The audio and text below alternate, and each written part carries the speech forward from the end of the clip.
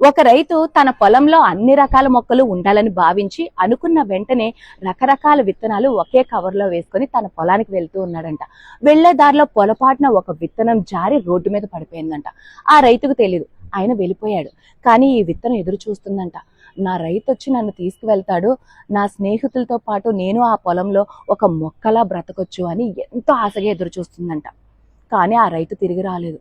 కొన్ని రోజులు గడిచినాయి. ఆ విత్తనాన్ని ఎంతో మంది తొక్కుకుంటూ వెళ్తున్నారంట. ఆ విత్తనం ఏడుస్తుందంట, దేవుడా, నా రైతు నన్ను పాడేసుకొని వెళ్ళిపోయాడు, నన్ను ఎంతో మంది తొక్కుతున్నారు, నాకు చాలా నొప్పిగా ఉంది, నా మీద నుంచి లారీలు వెళ్తున్నాయి, బళ్ళు వెళ్తున్నాయి, నా వల్ల కావట్లేదు దేవుడా అని ఆ దేవుడికి ప్రతిరోజు మొరపెట్టుకుంటూనే ఉందంట. కొన్ని రోజులకి ఆ భగవంతుడు కరుణించి గాలితో కూడిన వర్షాన్ని ఇచ్చాడంట. అప్పుడు ఆ విత్తనం రోడ్డు మీద నుంచి దొర్లుకుంటూ రోడ్డు పక్కన ఉన్న మట్టిలో పడిందంట.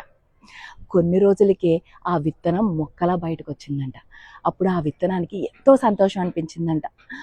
బ్రతకనేమో అనుకున్న నన్ను దేవుడు ఈరోజు మొక్కలా బయటికి తీసుకొచ్చాడు, నాకు చాలా సంతోషంగా ఉందని ఇంకా ఆ మొక్క ప్రతిరోజు అభివృద్ధి చెందుతూ కొన్ని సంవత్సరాలకు ఒక పెద్ద వృక్షం కింద మారిందంట. ఆ రోడ్డు మీద వెళ్తున్న ప్రతి ఒక్కరికి నీడగా మారిందంట. తను చాలా సంతోషంగా ఉంది. అప్పుడు అనుకోకుండా ఏ విత్తనాన్ని అయితే పాడేసుకున్నాడో ఆ రైతు వచ్చి ఆ వృక్షం కింద నిలబడ్డాడంట.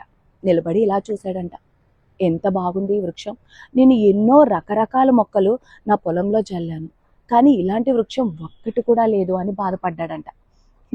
అప్పుడు ఆ వృక్షం ఎంతో ఆనందించిందంట. నన్ను పాడేసుకున్న రైతు నా దగ్గరికే వచ్చి నిలబడి నన్ను సంతోషంగా చూస్తున్నాడు, నాకు ఇంతకన్నా ఇంకేం కావాలి దేవుడా అని దేవుడికి థ్యాంక్స్ చెప్పుకుందంట. ఈ కథలో నీతి ఏంటో చెప్పనా నేను? మనం పడిపోయాం కదా, ఒంటరిగా ఉండిపోయాం కదా అని ఎప్పుడూ ఏడవకండి, ఎప్పుడూ ఏడవద్దు. ఏదో ఒక రోజు మన గెలుపుని అందరికన్నా చాలా ఎత్తుగా నిలబడతాడు దేవుడు. అప్పటి వరకు ఎదురు చూడండి. వచ్చిన బాధల్ని, కష్టాల్ని తట్టుకొని నిలబడండి. నీ గెలుపు నీ సొంతం అవుతుంది.